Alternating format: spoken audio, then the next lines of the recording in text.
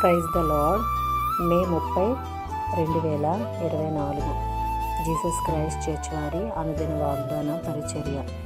ఆయన ఎర్ర సముద్రమును గర్దింపగా అది ఆరిపోయెను.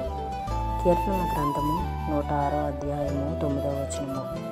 ప్రియ దేవుని వారలారా, ఈ ఉదయకాల సమయంలో దేవుడు ఆయన చేసిన అద్భుతములు, ఆయన చేసిన కార్యములు మన కంటికి కనబడుతుంది, మన చెవులకి వినబడుతుంది.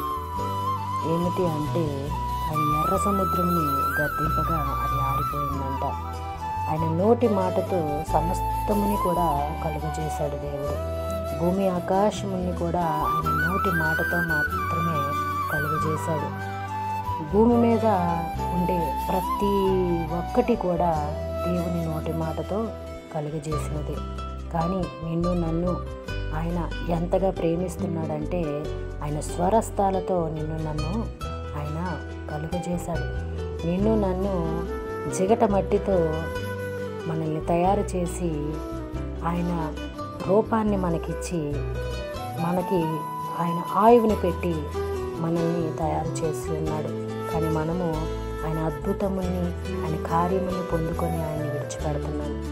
అలాగే ఈ వాగ్దానం మనలో, మన కుటుంబాల్లో నెరవేరాలని కోరుకుంటున్నవారు పాస్టర్ శైలజ్ గారు.